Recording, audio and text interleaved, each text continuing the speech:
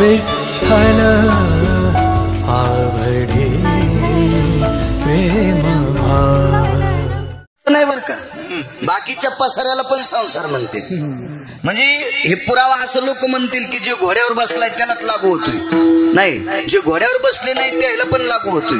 घोड्यावर बसले नाही म्हणजे लग्न केलं नाही त्याला सुद्धा. नाही त्या सुटली द्रव्य लोभ माया, नाही त्या सुटली द्रव्य लोभ माया,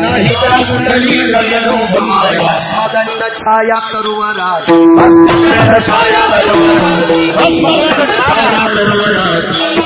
जे घोड्यावर बसले नाही त्याला पण पैसे आवडते. एक जण म्हणला मी लग्न केलं नाही, मला पैशाचा काय संबंध आहे. येडपठीस करे. मालकांचं वाक्य ऐसा कोणी दावा हे दया नावळी, ऐसा कोणी दावा हे दया नावळी, ऐसा कोणी दावा हे दया नावळी, ऐसा कोणी दावा हे दया नावळी. कन्या पुत्र घोडे दाराधन, कन्या पुत्र घोडे दाराधन, कन्या पुत्र घोडे दाराधन. बाकीच्या पसाऱ्यातून तुम्ही तिघ जण खाली बसा ना, जळताना मागच्या बायाच्या शापान. कारण तुम्हाला पैसे मिळणार आहेत, मला येत, यायला येत, यायला येत, त्याला काय बरं. पावद्यान गिरगाव करते आणि डोळे भरून विठाला विठाला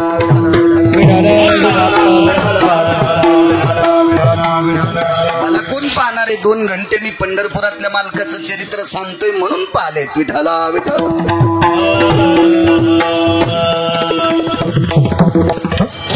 कारण आपल्याला ही माया सुटत नाही, याच्याकरता आपण हाक मारल्याच्या नंतर त्यानं काम ऐकावा हा आपला दर्जा नाही. तो भक्ताचं काम करतोय, भक्ताच्या हाकेला धावतोय. पुराणातला एक पुरावा सांगतो तुम्हाला. एका छोट्याशा कार्यक्रमामध्ये काही ठराविक लोक जेवायला बसली होती. घरातली घरात पंगत होती ती. आणि घरातल्या पंक्तीमध्ये शक्यतो जिथं माणसांचा सुकाळ भरपूर आहे किंवा माणसं उल्हासदार आहेत तिथं माणसं वाढतात. पण बऱ्यापैकी कुटुंब प्रणालीत, कुटुंब व्यवस्थेमध्ये घरात जेवायला असल्या महिला पण वाढीत असतात, वाढतात मावल्या.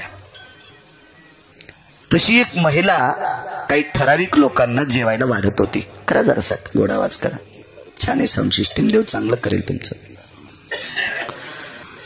एक महिला वाढत होती. माझ्या माईंनो ती तुमच्यातली एक होती. तिचं नाव होतं द्रौपदी.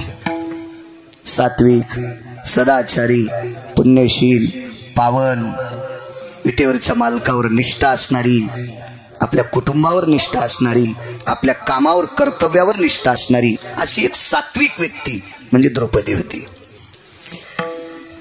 पंक्तीमध्ये भात वाढलेला आहे, पात्र टाकले, भात वाढला. आणि सुरुवातीला भातावर वरण वाढल्याच्या नंतर तूप वाढत असतात. आता एका ठिकाणी मी काल्याच्या पंक्तीला गेलो. आपल्याकडे पळसाची लावलेली दुरणा असायची. त्यावेळेला तो भात, अर्धा भात द्रोणाखाली घेत होते म्हणजे द्रोण हालू नये याच्याकरता. आता प्लॅस्टिकचा चौकोपरी दुरण असताना सुद्धा एका बैलानं दुरणाखाली भात घातला होता. म्हणजे अजूनही त्याच्या डोक्यात प्रकाश पडलाच नाही. वान ते आमच्या बाजूला जेवायला बसला होता. काय नशीब आमचं गोड. अजूनही भाताच्या त्या द्रोणाच्या खाली भात, त्या चौकोपरी, ते हालत नाही, डोलत नाही, काही नाही द्रोण, तरी भात कोचला त्याच्या खाली.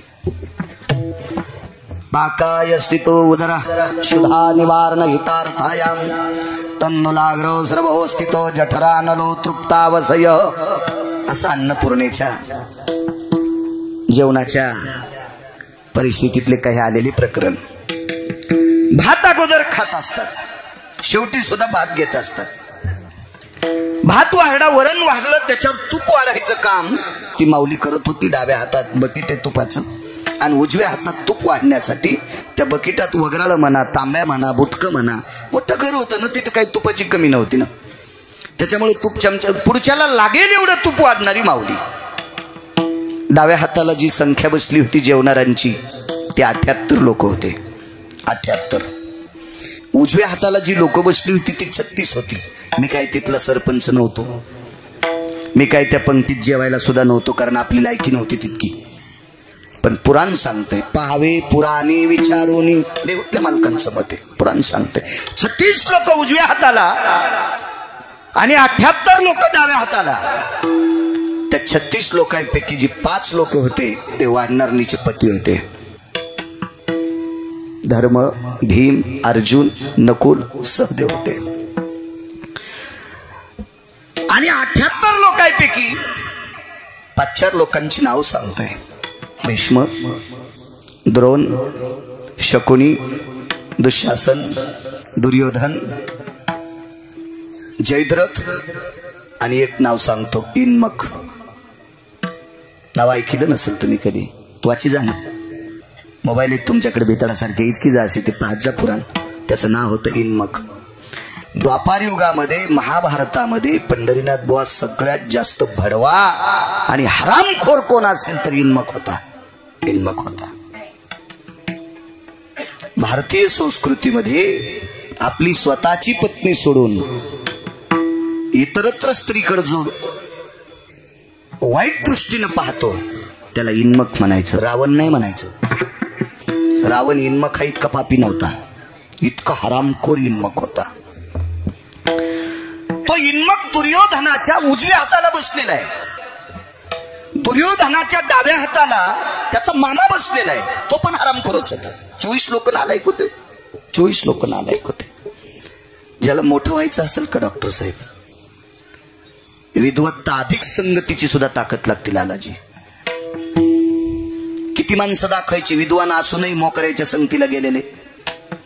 कुसंगे नाडीला साधू जैसा. अहो तपश्चर्या करणारी माणसं सुद्धा नालायकाच्या संगतीत वाईट जीवन भ्रष्ट झालं. त्याचे पतन उधार संगाचा महिमा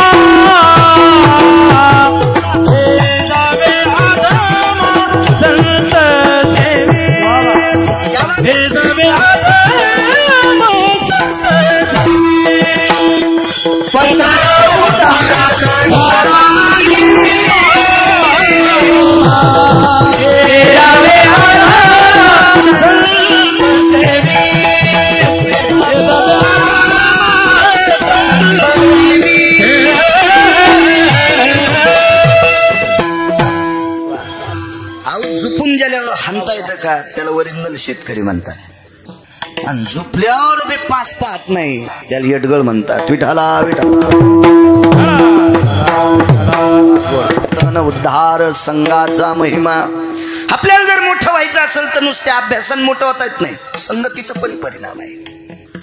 एक बाईचा इतका अभ्यास. रोडगे साहेबच नको, रोडगे म्हणले आम्हाला आमच्या तिकडचे आठवले. ते बी डॉक्टर साहेबच आहेत. पाकशास्त्रात तिची PhD झाली. मोठा शब्द आहे PhD. पाकशास्त्रात इतकी नाविन्यपूर्ण. विद्वान नाही का ती, फार विद्वान. पण पूर्ण स्वयंपाक झाल्याच्या नंतर वाढायच्या टायमाला लाईट गेली आणि दिवा लावला आणि दिव्याची वात वरी करताना बोटानच केली. आता बोटानच करावं लागते ना, पण दिवा होता राखेलचा. पुन्हा हात धुवा का नाही, त्यानंच शिरा वाढला, त्यानंच भात वाढला, त्यानंच पोळ्या वाढल्या. एक थेंबभर राखेलची संगती झाली तर अख्ख्या गावरान तुपातल्या स्वयंपाकाची माती करून टाकली. राखेल काय तिने चमचा 2 चमचे थोडेच ओतलं, बोटाला चिटकलच किती का असेल तिच्या. पण तितकाच राखेलचा संग झाला तर अख्खा स्वयंपाक मातीत गेला. कसे खाते नो. आणि वाईटाचा जास्त पावर असतो. बरं, जास्त पावर असतो.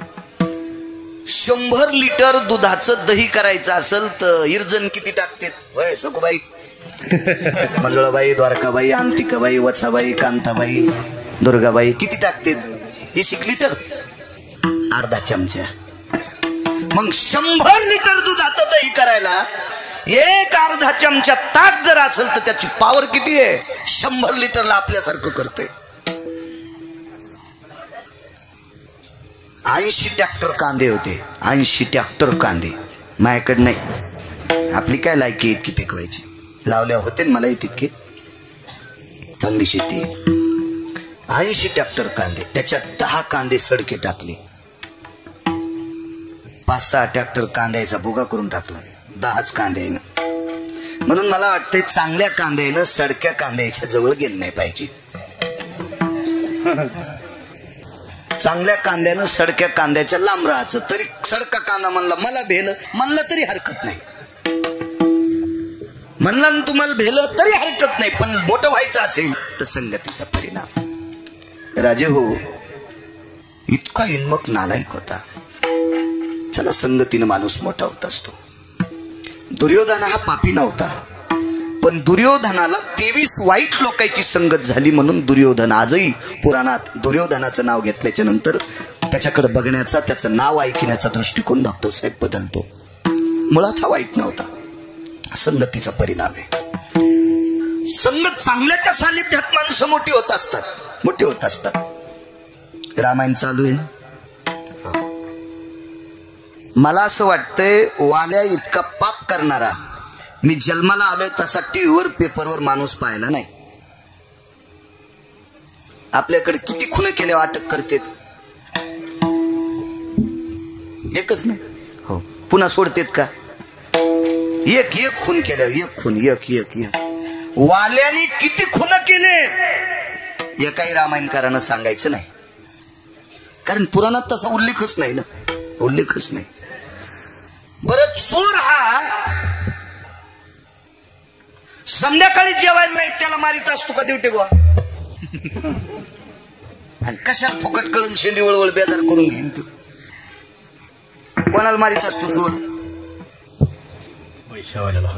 मग महाराज बी नोटावाला असला तरी त्याला हाणणार. गरीब चौबदाराला मारून काय भेटणार आहे त्याला बिचारायला? म्हणजे तुम्ही गरीब येत असं म्हणत नाही बरं का. एखाद्या वेळेस काही काही चौबदार इतके श्रीमंत 150 एकरवाला एक चौबदार होता. म्हणजे कीर्तनकारांनी त्याच्या बाजूच्या लोकांना साधं समजू नये असं 700 वर्षापूर्वी आळंदीतल्या मालकांनी लिहून ठेवलं होतं. प्रभू तुम्ही महिषाची मूर्ती. कीर्तनकाराच्या सानिध्यातले लोक प्रत्यक्ष शंकर असतात, त्यांना समजायचं नाही मी लय शहाणा आहे म्हणून. तर वाल्याने अशी माणसं मारली, महाराज जरी मारली असतील तर पैशावालेच, वैद्य जरी मारले असतील, पूर्वीच्या काळात डॉक्टरला वैद्य नाव होता, पैशावालेच. राजे जरी मारले असतील तरी पैशावालेच, आम जनता मारली असेल तरी पैशावालेच. स्वराला काही संबंध नसतो, महाराज आहे का काय त्याला काही संबंध, त्याला फक्त पैसे कोंड. मग इतकी माणसं मारली, इतकी माणसं मारली तरी तो वाल्याचा वाल्मिक, वाल्मिकाचे वाल्मिक ऋषी आणि वाल्मिक ऋषीचे महर्षी वाल्मिक. ताकद कोणाची? अर्धक्षण घडता संताची संगती. एका काही वेळापुरती नारदांची संगत झाली, ही संगतीची ताकद आहे, संगतीची ताकद. चांगल्याच्या सानिध्यात गेलं की माणूस मोठं होत असतो. सज्जन की करले संगत, सज्जन की करले, सज्जन की करले संगत, सज्जन की करले जन्म का सार्थक कछु करले, जन्म का सार्थक कछु करले.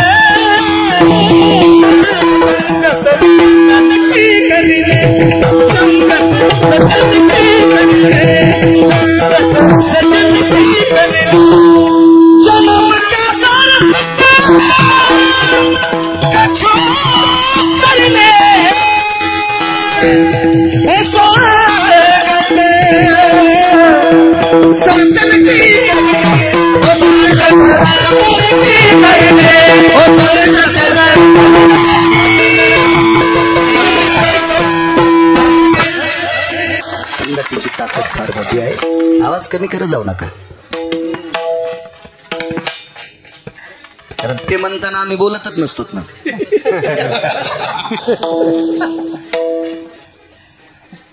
संगतीची ताकद आहे. 2 पुराणाच्या बाबतीत जर 9 श्लोकाचा इतिहास पाहत गेला तर येळूला अपवित्र म्हटले. साबरी वाढिलल्या सरळा, वरी फळना आत पोकळा, दास्तन झाले गळा शिडिये जैसे. शिळीच्या गळ्याला येणाऱ्या स्तनातून लालाजी दूध निघत नाही. येळू इतका उंच वाढतोय पण फळ लागत नाही. आणि इमारतीला वापरला तर मधातून पोंगे आत पोकळा. येळू 4 गोष्टींना अपवित्र सांगितला. रामायणामध्ये रावणाचा भाचा सांब नावाचा व्यक्ती जगाच्या नाशाकरता तपश्चर्या करत होता. कालास्त्राची तपश्चर्या करत होता. कालास्त्र प्राप्त झालं पण कालास्त्रानं विचार केला याच्या हातात पडलं तर हे चांगल्याला मारीन, म्हणून लक्ष्मणजीच्या हातात अस्त्र पडलं. अस्त्र किती तेजस्वी शस्त्र, म्हणून प्रयोग केल्याबरोबर येळूच्या जाळीत तपश्चर्या करणारा सांब मृत्यू पावला. या मूर्खाचं जगाचा नाश करणाऱ्या व्यक्तीचं रक्त येळूला लागलं. त्या दिवसापासून येळू अपवित्र. येळू अपवित्र.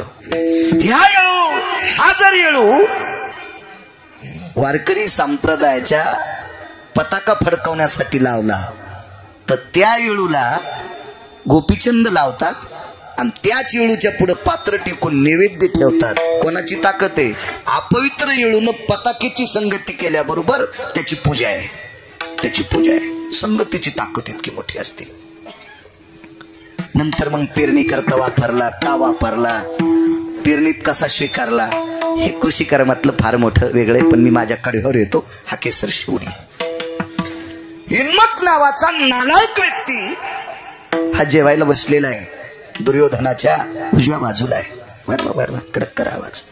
फक्त बेस कमी करा. कडक करा. सगळ्यांना द्या, मला एकट्याला नका. आणि द्रौपदी तूप वाढत असताना तिच्या चोळीचं 2ऱ्या क्रमांकाचं बिरड सुटलं. बिरड म्हणजे गाठ. टिकलेवाल्यांना ही चोळी कळणार नाही. मोठ्या आदरानं तुमची आजी पणजी असेल तर तिच्याकडे बघा, तुम्हाला ती चोळी बघायला भेटेल. ती चोळी अशी चोळी मुक्ताई साहेबांच्या अंगात होती. ओरिजिनल फोटो जर कुठं पाहायला भेटला तर बघा, आदिशक्ती मुक्ताई साहेबांचा फोटो. गाठीची चोळी जुन्या मावल्यांना असायची. जुन्या मावल्यांना त्या गाठी चोळीला 2 बिरडे 2 गाठी असायच्या. 2ऱ्या क्रमांकाचं बिरड सुटलं. आणि हे बिरड सुटलेलं इन्मक नावाच्या हरामखोर व्यक्तीनं पाहिलं. आणि त्याला माहित होतं दुर्योधन आपल्या डाव्या हाताला आहे. आपण जर दुर्योधनाला सावध केलं तर शेवटी दुर्योधनाची मोठी भाऊजी येईल. त्याला थोडासा पुळका कनवाळा येईल. म्हणून या हिम्मखानं दुर्योधनाच्या पलीकडून बसलेल्या शकुनीला डोळ्यानं खुनवलं. खुनव्या असतात ना डोळ्यानं. डोळे बऱ्यापैकी भंगिरे असतात. म्हणून तर पूजा करताना पाठीला पाणी लावा म्हणत नाहीत, डोळ्याला पाणी लावा म्हणतात. इतके भंगिरे असतात डोळे. काहीचे इतके भंगिरे देवा ब्रह्मदेवाला पण मोजता येणार नाही त्याच्या डोळ्याचा भंगिरेपणा. विठाला विठाला.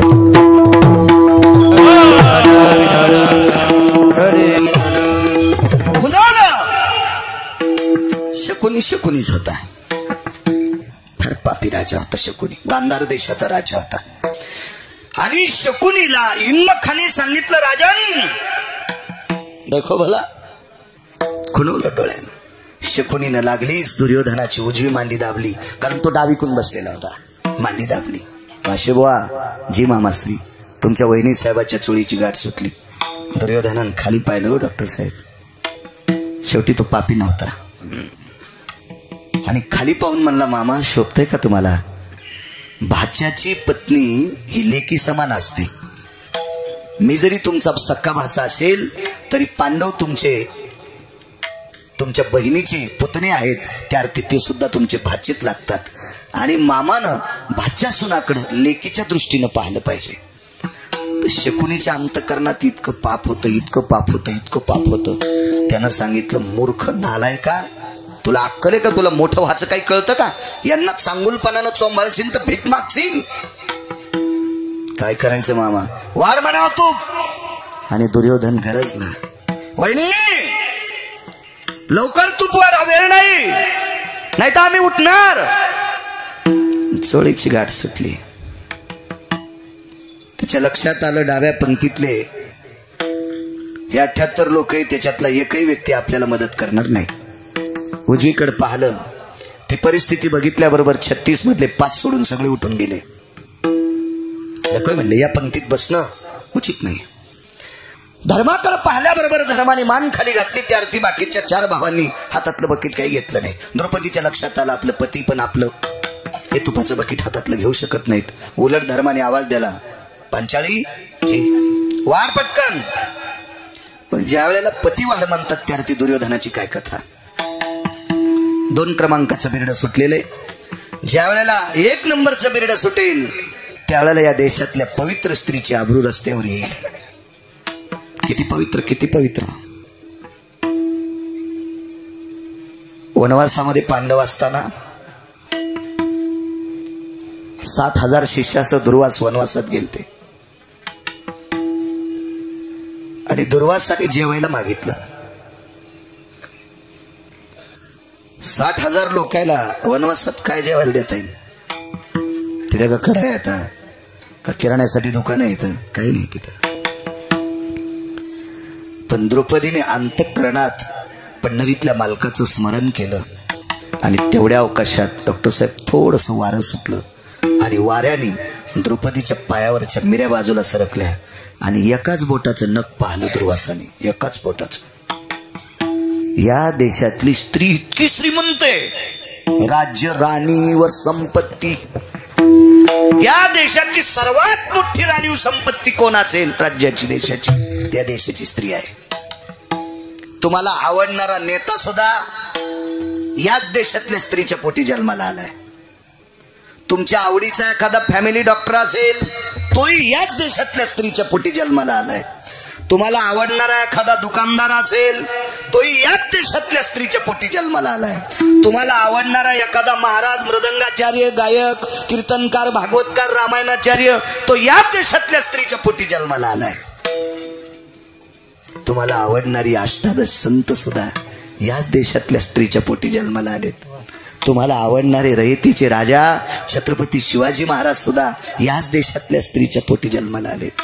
महाराणा प्रताप सुद्धा या पवित्र देशातल्या 12 ज्योतिर्लिंगाला त्याचे शिखरं पाडल्याच्या नंतर त्या शिखरांचा जीर्णोद्धार करणारी देवी अहिल्याबाई होळकर सुद्धा तुमच्यातल्या त्या स्त्रीच्या पोटी जन्माला आली.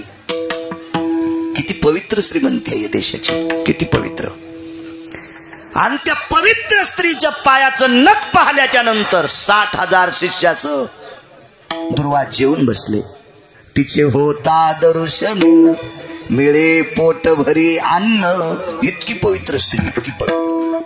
आणि त्या पवित्र स्त्रीच्या चोळीची गाठ सुटते जिचं नख पाहिल्याच्या नंतर दुर्वासासारखा 5 रागीट साधू होते. त्यांना पुराणामध्ये शुक्रकोपी म्हणतात. शुक्रकोपी. त्याच्यापैकी दुर्वास 1 नंबरचे रागीट होते. 2 नंबरला सांगता येईल कोण होतं? जमदग्नी. जाऊ द्या. 3 नंबरचे सगळ्या गोळ्या घेतल्या डॉक्टर साहेब, रिॲक्शन येत आहे. त्याच्यामुळे तुम्ही वाटून दुपारी 1 घ्या, संध्याकाळी 1 घ्या असं लिहून देता. माझंही आपण 2च गोळ्या घेऊ, राहिलेल्या 3 पुन्हा पाहू. विठाला अत्यंत रागीट दुर्वास जिचं दर्शन घेतल्याच्या नंतर नुसतं पाहलो इतकी पवित्र स्त्री. आणि तिच्यावर जर त्या आबरूचं संकट येत असेल काय वाटत असेल होत्या स्त्रीला, काय दुःख वाटत असेल तिला. 5 पती खाली माना घालते. त्यावेळेला जगाच्या मालकाची विनंती केली, प्रभू कोठे गुंतनाची द्वारके जराया, कोठे गुंतनाची द्वारके जराया, विळका सखया नालियना नालियना, विळका सखया नालियना. कोठे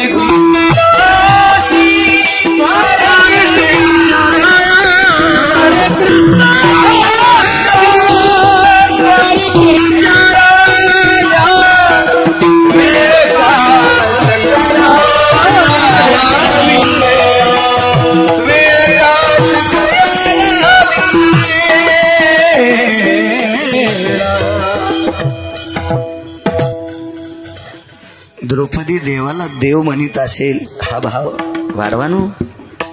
द्रौपदी देवाला देव म्हणत असेल हा भाव तुमच्या अंतःकरणात राहू द्या. द्रौपदी देवाला भाऊ मानित होती हा भाव मात्र अंतःकरणात जास्त राहू द्या. हे तसं काय नसते. ते का पाणी एक अडवायला येत असते, ते तिथून अडवावं लागते. टाटरचं बटन नाही दाबल्यावर मोटर हिर किती भरलेली असली तर कुठून पाणी फेकेल ती. विठाला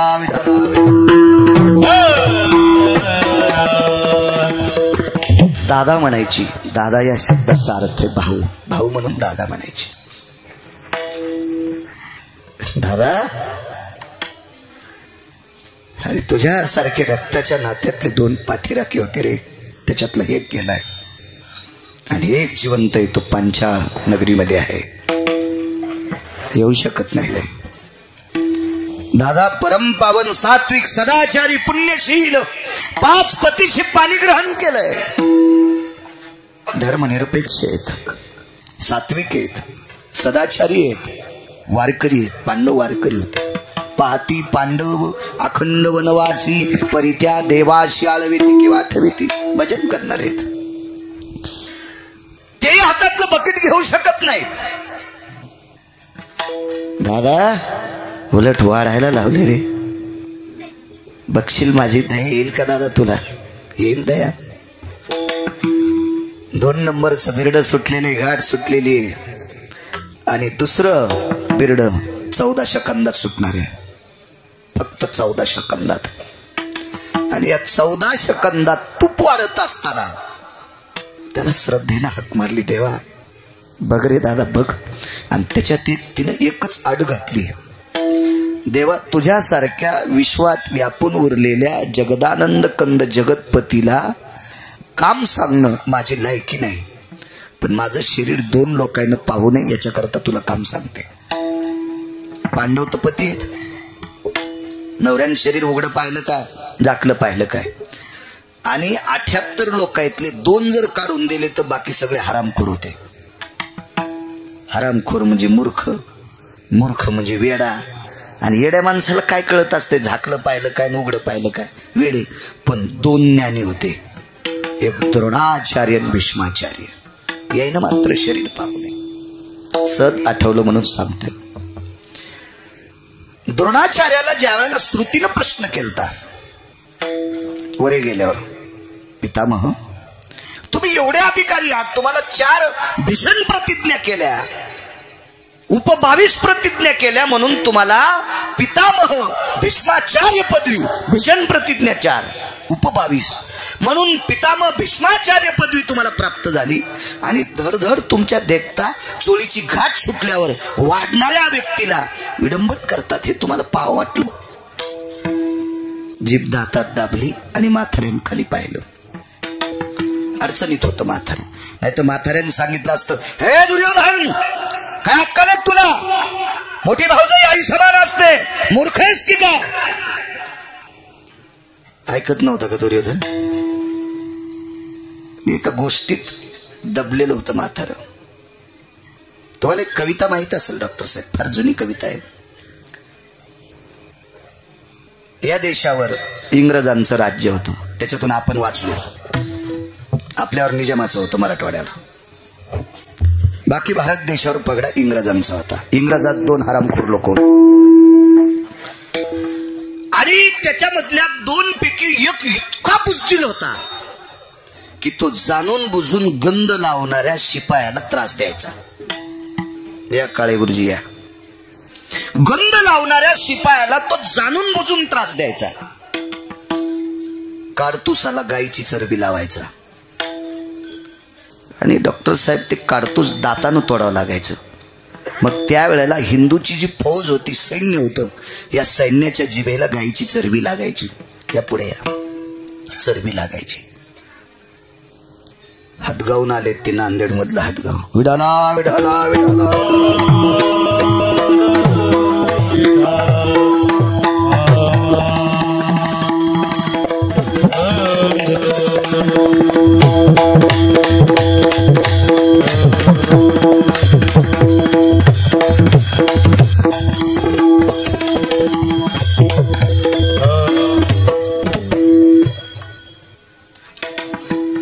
गायीची चरबी लावली त्या काडतुसाला.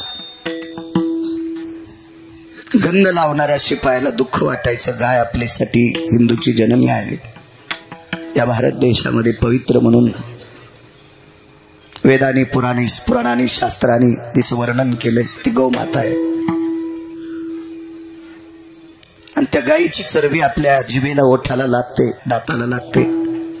फार काही झालं तर काढतोस तोडे होते, थुकत असतील, पण जिभेला आणि दाताला, ओठाला ती चरबी लागत होती. त्या काळातल्या तात्विक व्यक्तीने एका शिपायाला गंध लावणाऱ्या गळ्यात तुळशीची कंठी होती, माळ होती तुळशीची, कपाळाला गंध होता. त्याला विचारलं, का रे, तुला काही वाटत नाही? गायीची चरबी काढतोसाला लावली आणि तू तोडतोस. त्याला हात डॉक्टर साहेब पोटावर ठेवला. याचा प्रश्न आहे रे, याचा प्रश्न आहे. त्यावेळेला त्या तात्विकाने एक कविता लिहिली. नच उलटे काळीज त्याचे, नच उलटे काळीज त्याचे, परिश्रमिंदे अन्नाचे, नच उलटे काळीज त्याचे. त्यानं सांगितलं, अरे मी उलट्या काळजाचा नाहीये, भाकरीचा प्रश्न आहे रे. हे जाणून बुजून असं करतात रे. तसं भीष्म नावाचे पितामह एका ताटाखालचं ठराविक काळापुरतं मांजर घालते, नाईलाज होता. आणि या पवित्र द्रौपदीनं विटेवरच्या मालकाला द्वारकाधीश कृष्ण परमात्म्याला भाऊ म्हणून हाक मारली. देवा, फक्त या 2 पवित्र लोकांनी माझं शरीर बघू नये, बाकी जाऊ दे, हे सगळं करताय, काय विषय नाही यांना. दुर्योधनाची मांडी दाबली उजवी शकुनीनं. दुर्योधन पुन्हा बोलवलं, वहिनी साहेब. दुर्योधनाचं वाढा म्हणलेला आवाज ऐकल्याबरोबर मरण द्रौपदीला परवडत होतं. मरण मरण मरण परवडत होतं, मरण. एक फार दिवसापूर्वी माझ्या अभंग वाचनात आला. सर्पमाथा मणी, सर्पाच्या माथ्यावरला मणी. बा,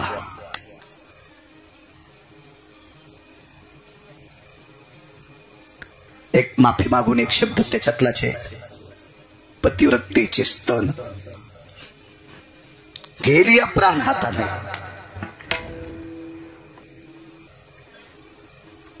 भारत देशातली एका पवित्र स्त्री एका 5 शाईनं कोंडीत धरली. इतकी पवित्र, इतकी पवित्र की अमावस्याच्या दिवशी तिच्या अंगाचा प्रकाश पडायचा. इतकी सुंदर होती, इतकी सुंदर. त्या प्रांतात यवन राजा होता. शक सांगता यायचं नाही, मला आठवण नाही आता, फार दिवसापूर्वी वाचले मी, 27 वर्षापूर्वी वाचले नाही. आता मला तुम्ही वेळ देईनात वाचायला.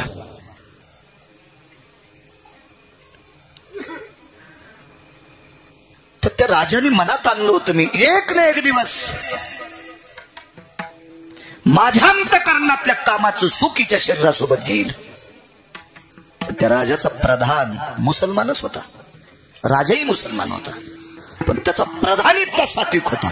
सरकार बोले नाही मिलेंगी, बोले नाही मिलेंगी.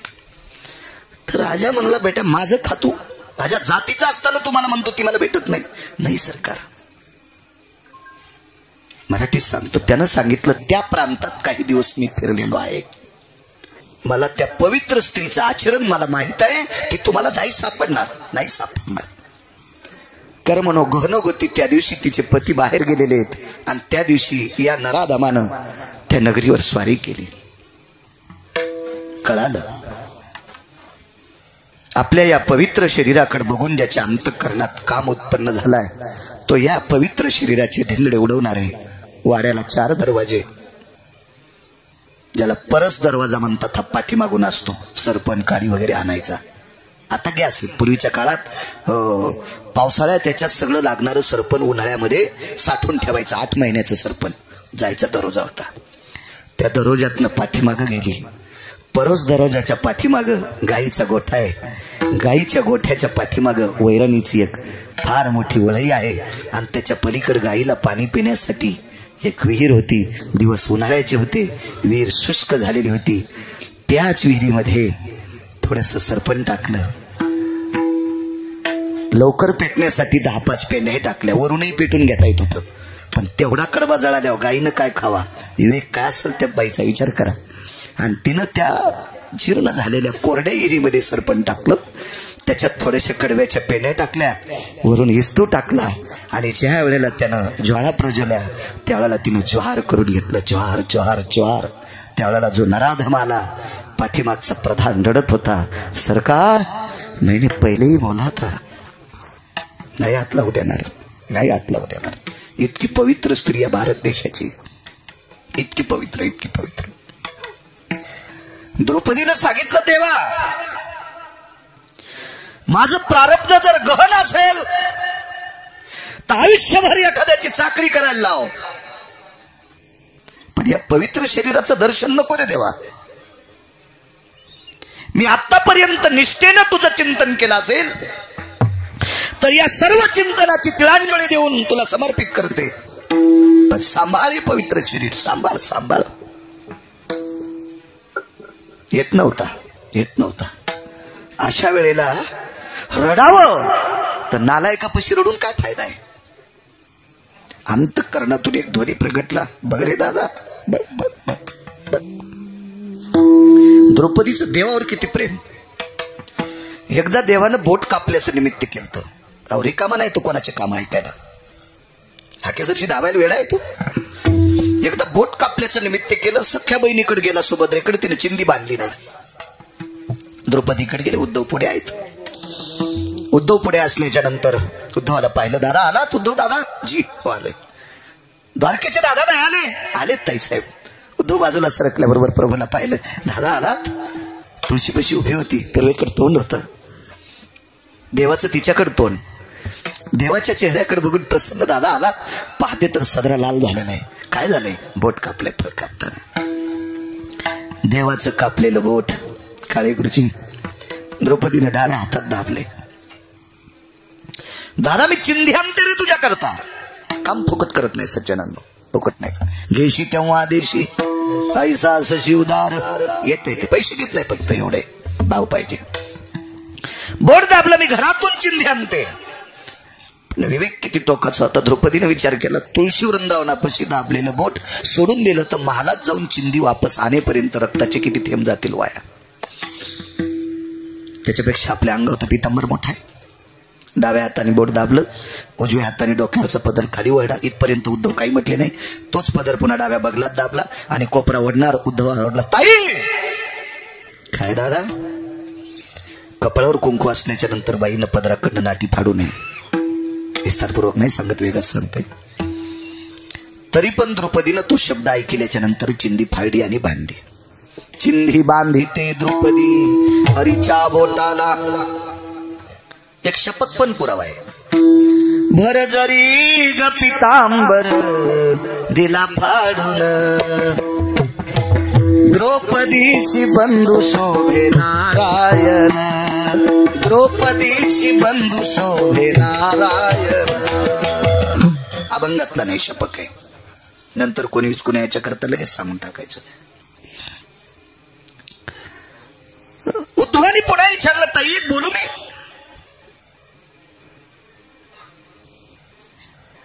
ताई पुराण सांगते, पतीची आमता अनुसरुणी पतिव्रता, किंवा तुका म्हणे पतिव्रता तिची देवावरी सत्ता. मी सुद्धा बऱ्यापैकी कीर्तनात बोंबलतोय.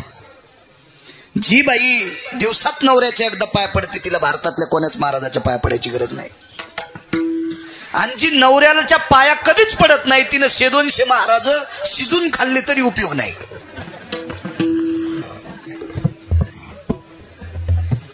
तेव्हा नियमाची चौकट आहे. चौकटीच्या बाहेर केलेला, नियमाच्या आचारसंहितेच्या बाहेर केलेला परमार्थ कवडी मोल असतो, कवडी मोल असतो. आई वडिलांचं दर्शन घेणारा मुलगा इतका पवित्र, इतका पवित्र, किती पवित्र सांगू तुम्हाला. त्याच्या तुकोबराय पाया पडतात. गिरगावचा बाळ आहे तर त्याचे पाय चाटीन. मायबापाची सेवा करणाऱ्या मुलाच्या तुकोबराय पाया पडतात. नमो तया माता पित्याचे पालन, नमो त्या वचन सत्यवदे.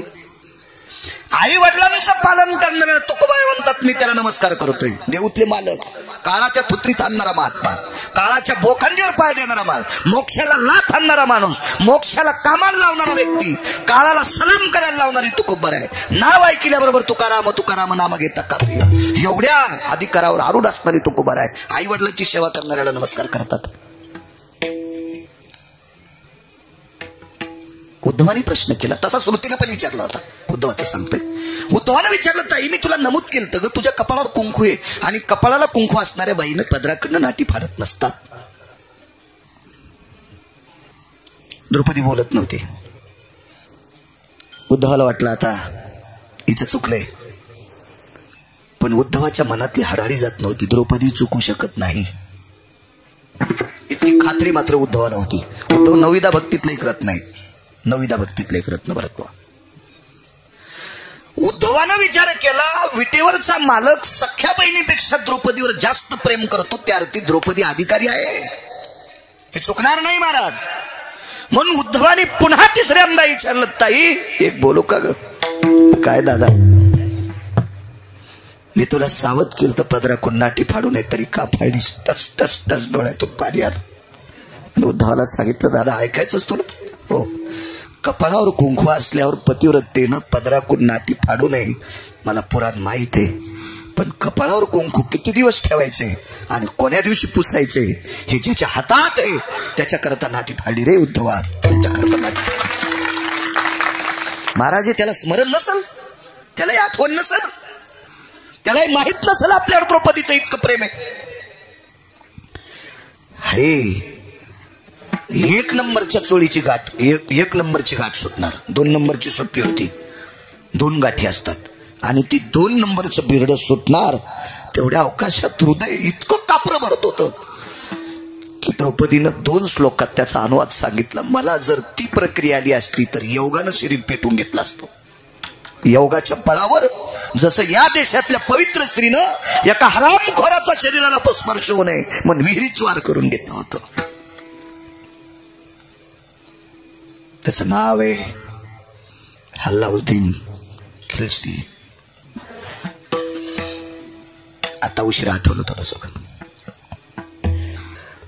मग ही स्त्री इतकी तर द्रौपदी कमी असेल, पण योगानं शरीर संपवायची ताकद नव्हती असं म्हणणार नाही, पण दुसरे एक कारण होतं. जे आत्महत्या हे समस्येचं कारण नाही, निवारण नाही. नाही नाही नाही, दुःखाचं निवारण हे आत्महत्या नाही, दुःखावर मात करणं हे खरं जग नाही. आणि द्रौपदीने विचार केला, मला श्रुती बुजदिल म्हणेल, नालायक म्हणेल, मूर्ख म्हणेल, पागल आहे म्हणेल, या प्रपंचाचं ज्ञान नाही म्हणेल, पण अंतःकरणात दुःख ठेवत होतं.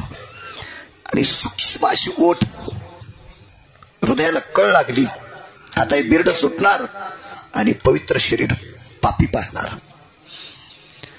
किती ओठ फाकले असतील माहितीये? फक्त तिळ जापुरते, तिळ तिळ. अगा होस्तास आणणे सुस्थिती तिळाग्राती जायते, पुराण सांगते. आणि तिळा एवढंच रूप धरलं पंढरपुरातल्या मालकानं, तिळा इतकंच.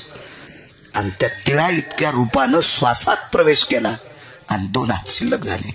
2 हात पहिले होते, डाव्या हातात तुपाचं बकेट आहे, उजव्या हातात पुटक आहे, आणि 2 हात त्याच्याकरता तयार झाले.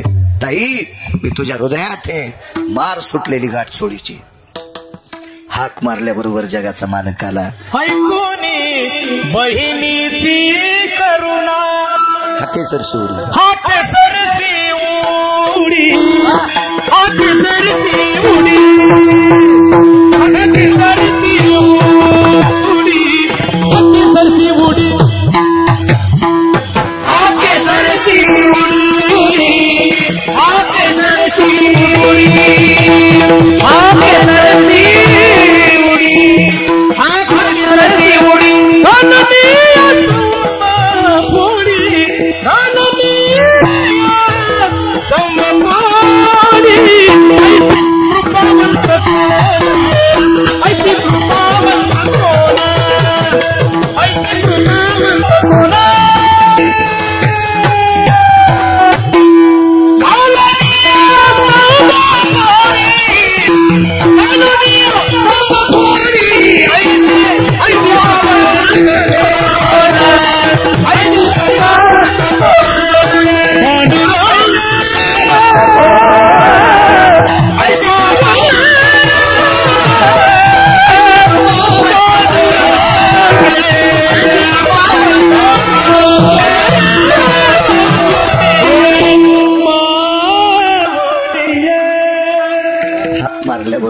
गावाचा मालक धावला. 18 मिनिटं वेळ शिल्लक आहे आपला. मी मगाशी बोलून गेलो, देव भक्ताने हाक मारल्याच्या नंतर त्याची जात पाहत नाही, त्याचा पंथ पाहत नाही, त्याची गरिबी श्रीमंती पाहत नाही, त्याचं कुळ पाहत नाही. एक पोरग राक्षसाच्या कुळात जन्माला आलं, राक्षसाच्या कुळात. हे 18-19 मिनिटात 2 प्रसंग मांडतो, पूर्ण विराम. तुम्हाला त्रास देणार नाही, मोठी माणसं आहात तुम्ही. लांबून आलेत काळे सर. डॉक्टर साहेब सुद्धा बसलेत, त्यांना सारखे फोन येते. तुम्ही जसे अध्यात्मात आहात तशीच काही ठराविक डॉक्टर मला आध्यात्मिक क्षेत्रात पाहायला भेटले. आदरणीय डॉक्टर प्रदीपजी हुशे साहेब, जालना हॉस्पिटल. तुमच्यासारखंच पारमार्थिक क्षेत्रात त्यांचाही व्यासंग फार मोठा आहे. बऱ्यापैकी डॉक्टर महाराष्ट्रात पाहायला भेटले, सात्विक. तुमच्यासारखी विद्वान शैक्षणिक क्षेत्रात, वैद्यकीय क्षेत्रात उंच भरारी घेऊन तुम्ही कीर्तनात बसल्यावर आमचा एक स्वार्थ आहे. रात्री एक मंत्री कीर्तनात होते. मी त्यांना सुद्धा डॉक्टर साहेब असंच म्हणलं, तुम्ही आमच्या कीर्तनात बसले, आमचा एक स्वार्थ आहे. तुम्ही बसले म्हणजे आम्हाला पैशाचा पाऊस पडतोय असा स्वार्थ नाही. कारण शैक्षणिक क्षेत्रात उंच भरारी घेतलेला, राजकीय क्षेत्रातला, वैद्यकीय क्षेत्रातला, व्यापार क्षेत्रातला, नाना प्रकारच्या उच्च स्थितीत गेलेल्या क्षेत्रातली व्यक्ती अध्यात्मात बसली की बाकीचे लोक लाजून परमार्थात येत असतात. म्हणून मोठ्यांनी अनुकरण केलं की बारकी करत असतात. काल्याच्या पंक्तीत गावातल्या 1 नंबरच्या श्रीमंत माणसानी वाढायचं टोपलं हातात घ्यायचं. गावात सगळ्यात मोठा श्रीमंत कोण आहे, त्यानं आधी टोपलं घ्यायचं भाताचं वाढायला. बाकीचे लोक भात वाढायला पळत येत. हे मुद्या घालून तिकूनच सांगतो, रामा इकडे कडी आण, मला बकेट तुया. मोठ्यानं अनुकरण केलं. जे वडील जे करीत मोठ्यांनी करायचं. काल माघवारीला पंढरपूरला गेलो. मला माळी पहिल्याच 2 होत्या. वारकरी संप्रदायिक, सात्विक, सदाचारी, पुण्यशील महिन्याची वारकरी, ज्यांना सदाबाबा वारकरी म्हणतात, माझी त्यांची भेट झाली. त्यांच्या गळ्यात 25-25 माळी होते. त्यांच्यातली एक बारीकशी माळ काढीन माझ्या गळ्यात घातली. राहू द्या म्हणले, महाराज वारीला येतात हो. बाजूला घेतलं आणि कानात एक सांगितलं, महाराज एक विनंती, चंद्रभागेत आंघोळीला जात जा. म्हणलं जातो मी. ते पण जात जा म्हणले. म्हणलं पुन्हा म्हणलं नेमकं काय? ते म्हणले ऐका ना, जरा जुरा माणसानं डोक्यावर घेतलेल्या महाराजांनी चंद्रभागेत आंघोळ केलेली लोकांनी पाहिलं की बाकीची आंघोळी करतात. एका पवित्र वारकऱ्याचा कालचा हरिदिनीच्या दिवसचा संदेश, सदाबाबा वारकऱ्यांचा, निष्ठावंत वारकरी.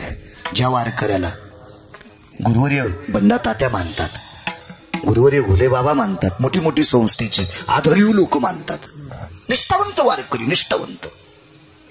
पाठीवर थाप टाकली, वा बाळू महाराजांचा आंघोळीला. मला ते काल लक्षात आलं, म्हणून रात्री सुद्धा वाक्य वापरलं, आजही वाक्य वापरलं की ऊच गेलेली, वरी गेलेली माणसं परमार्थात आली की बाकीचे मग येत असतात. गरज असते काळाची. गुरुजीचा हा वेद जरी असा असेल तरी ओरिजिनल शिक्षक आहेत बरं ते. परमार्थात झोकून घेतलेला माणूस, रंगारूपाव जायचं नाही कोणाच्या. काही काहीचे कपडे टाईट असते तर बायको 70 भाईच्या मिरच्या तोडायला, त्याच्यावर काय नसते. कपड्यावर जायचं नसते, काय नसते. ते बाहेरच आपला झगपग फिरतो, इकडे तिकडे याच्या त्याच्या हाटेलीवर गुळमट पाणी पितो. बळच उभं राहिल्यावर दुसऱ्याला चहा पाजावंच लागतो. दुकानात आल्यावर आहे का नाही, नका का काही वस्ती घेणं म्हणून सांगावंच लागते, घेतात चहा. अशी 2-4% तुमच्या नशिबाला भंगिरी असतेच. वरच्या रूपावर काय जायचं नाही. चला, राक्षसाच्या कुळातलं भक्त प्रल्हाद. नाम प्रल्हाद उच्चारे तया सोडवे, उचलो निघेत कडेवरी, भक्ती सुखे नाला. हात मारल्याबरोबर स्तंभी नारायण प्रगटला. कुठे नारायण? विठ्ठल जळी स्थळी भरला, रीता ठाव नाही उरला. आज म्या दृष्टीने पाहिला, विठ्ठलची विठ्ठल जळी स्थळी काष्टी पाशानी. विठ्ठल व्यापार थांबत मारली लात प्रगटलं गुरगुर गुरगुर गुरगुर गुरगुर रूप केलं प्रगट घेतलं मांडीवर विदारोनी दैत्य प्रेम पाना पाजीला विदारलं टर टर टर टर पोट फाडलं आणि भक्त प्रल्हादाला कडेवर घेतलं देवा हाक मारल्यावर आलास रे हाक मारल्यावर नरसिंह दाखिला तिकडे ते कॉम्प्युटरवर बसले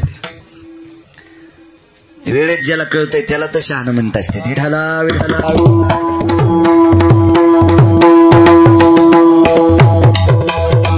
एक म्हणला मला दिवाळीच्या दिवशी धुरुडा करायचा सोंबळ्यास का काय रे धुरुडा दिवे लावून नसतो ना सोंबळ्या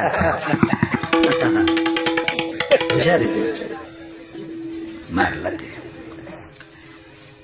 हा केसर शिवडीचा पुरावा झालाय पण पुरावा ऐका ना पुढे भक्त प्रल्हादाने सांगितलं देवा मी तुझं भजन केलं याच्याकरता माझ्या हाकेला धरलंस पण बापाला मारलंस ना माझ्या आणि मग आलासच कशा करता देवानं सांगितलं बाप जरी तुझा असेल पण विश्वाला त्रासदायक होता नाव घेऊन येते देवाची ब्रीद हिरण्यकश्यपूची राक्षसाच्या कुळातलाय भक्त प्रल्हादान पुन्हा वेठीच धरलो अधिकारी माणसं भेट नाहीत कोणाच्या बापाला देवाला सांगितलं देवा राक्षसाचं कुळे म्हणून आम्हाला येडपट समजितोस अरे महाराजाचं पोरग महाराज झालं काय नवलाची गोष्ट ज्याचा बाप 24 तास दारू पितोय त्याचं पोरग जर महाराज झाला असेल तर त्याची पाठ थापटायची परंपरा नाही त्याला बाकीचे भक्त एखाद्या परंपरेतून आले असतील पण मी राक्षसाचं पोरग आहे ना काही जाण ठेवणं पर काळजी करू नको त्या कुळाला लावत होत नाही त्याच्या कुळातली सून केली प्रल्हाद विरोचन बळी बाणासुराची मुलगी उषा आणि उषा अनिरुद्धाला पत्नी केली ही पंढरपुरातल्या मालकानं नामधारकाच्या हाकेला धावतो इतकं नाही मागचं पण मिटून टाकीतोय हिम्मत नाही पुन्हा कोणाची राक्षसाच्या कुळाला वाईट म्हणायची हो तरी प्रल्हादाने विचारलं म्हणले देवा बापाला मारलंच ना जाऊ दे मुक्त करतो ना पण मारलंच ना लई पापी होता किती पापी होता नखाची आग आली नखाचा दाह होऊ लागला ज्याची जी भजन करीत नाही नामाविन मुख सर्पाची ती बीळ जिव्हा नव्हे काळ सर्प आहे आणि ज्याची जीभ भजन करीत नाही ती सर्पी नाही आणि सर्पाच्या अंगात डॉक्टर साहेब विष असतच कमी अधिक प्रमाणात काही जास्त विषारी काही कमी विषारी त्याच्यातले ज्ञानी आहात विष असतच मग नाव घेत नाही त्याचं शरीर विषारी म्हणून हे रक्त लागलंय हिवराव टाकलं सज्जने वाळीली त्याची हो औदुंबरात टाकलं दत्तात्रयानं शुद्ध केलं आणि मोहाच्या पानात बोट रुतीले इतकं विष गेलं पिंडाच्या दिवशी त्याला मान आहे पानाचा पण मोहाच्या पानात हिरण्यकश्यपूचं विष केलं मोहाच्या झाडाला फुलं आल्यावर पान राहत नाही मोहाच्या झाडाला फुलं आल्यावर पान राहत नाही आणि या फुलाचं ज्याने पाणी पिलं त्याच्या घरावर पत्तर राहत नाही याला बी टाळ्याच वाजवायले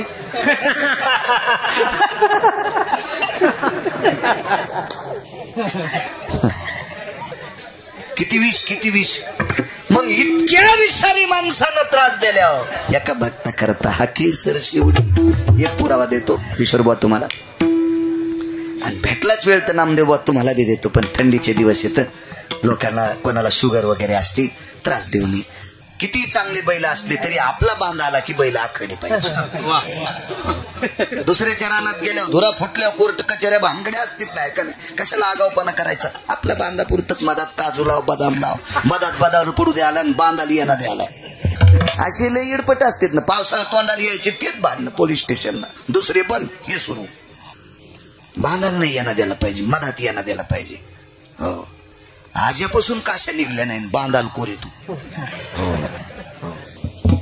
बाप तर काशाच्या ढिगात जळाला इतक्या रानात काशा तरी त्या काढीनं आणि बांधाच्या कडीला आवत आलं की तिकून शेल्यावर पाय देतो एकदा उताना झाला तो थोत्रात कणीस गेलं जेवारीचं नाही रुमण्याचं कणीस रुमनं धरायला त्याला कणीस म्हणते ते थोत्रात गेलं फार दात पडले तरी बांधालाच यांना देतो हा केसर शिवडी सांगते त्रेता युगामध्ये चला प्रल्हाद राक्षसाच्या कुळातला द्रौपदी मानवी कुळातली शबरी करता पण धावला लाहोर चित्र सशी धरणाऱ्याच्या कुळातली. योग पहा, पशुच्या कुळात एक साधू. वानर पशुची योनी भरत. मारुतीराय अग्रगण्य साधू आहेत, पण पैठणच्या मालकांनी योनीच्या बाबतीत पशु उपमा दिली. योनी जन्मला मरकट तो वैष्णवा माझी अति श्रेष्ठ. हनुमंत मनावया कनिष्ठ ऐसा पापिष्ट कोण आहे. वारकरी संप्रदायात अग्रगण्य मारुतीराय. आणि या तालमीतलं रत्न. संगतीचा परिणाम बघा, संगतीचा. पाला खाणारी वानर, पण संगतीत मारुतीरायच्या. पाला खाऊन या वाहिले पर्वत, पाला खाऊन या वाहिले पर्वत. गेला से तो सिंधुवरी, पाला खाल्ला. दगड वाहिले, पर्वत वाहिले, समुद्रावर सेतू बांधला. यानं स्वतःच्या जीवाचं बलिदान दिलं. धर्माचा ध्वज सांभाळण्याकरता वेगात सांगतो. कुंभकर्णाच्या हाताने मृत्यू झाला. मारुतीराच्या पायावर देह पडला. हाडामासाचा गोळा पडला, चुरा झालेला होता. किती भजन करीत होता. भरलेला हात रावणाच्या कानाला लावला. रावण कुंभकर्णाचा हात तोडणार. तेवढ्या अवकाशात सांगितलं, दादा तुला राग येण्यासाठी नाही ऐकत रे. पाहिना रामप्रभूच्या पक्षातलं वानर मेल्यावर सुद्धा त्याचं रक्त राम राम म्हणते रे. मला एकच म्हणायचंय, इतके इमानदार माणसं ज्याच्या बाजूने ते आपल्याला ऐकणार नाही, त्याची बायको देऊन टाकणं. भावानं सांगूनही भंगिरेनं ऐकलंच नाही. इतका रावण रोगी होता. चला, मारुतीरायनं तो पिंड उचलला, प्रभू रामचंद्राच्या हातावर दिला. प्रभू रामचंद्राने विचारला, हनुमंता हा मासाचा गोळा आहे, मासे रक्त आहे, मज्जा आहे, तंतू आहे, आड आहे, त्वचा आहे, काय? देवा जरा कानाच्या जवळ घेता का? त्याच्यातून राम नामाचा ध्वनी येत होता. त्यावेळेला हृदयाशी पिंड लावला आणि डोळ्यातल्या पाण्यानं अभिषेक केला. पहाटेच्या वेळेला ब्राह्मी मुहूर्तावर समाधीचं मुहूर्त होतं आणि त्या मुहूर्तावर गंधमादनाला समाधी दिली आणि विभीषणाला भिक्षा मागली. राजा, रावण मेल्यावर तुम्हाला राजा करतो, लंका देऊन टाकली, मागणार नाही, पण भीक याच्या करता मागतोय. माझ्या गंधमादनाची समाधी सोन्याची करा. पृथ्वीवर जितके देश आहे त्या सर्व देशात एक नंबरची समाधी जर कोणाची सोन्याची झाली असेल तर गंधमादनाची आधी गंधमादनाची समाधी सोन्याची झाली, तो वारकरी. पुण्यतिथीचा नियम सांगितला. रावण मेला, विभीषण राजा केले. प्रभू रामचंद्र अयोध्येला गेले. अयोध्येला गेल्याच्या नंतर विभीषणाने एक पत्र पाठवलं. आवर्षण पडलं. आवर्षण म्हणजे पाऊस न पडणे. मराठीतला गोड शब्द आहे. आपल्याला बऱ्यापैकी इंग्रजी येते, पण आपले शब्द कळत नाहीत. ज्ञानोबाला भाषा 56 येत होत्या. 56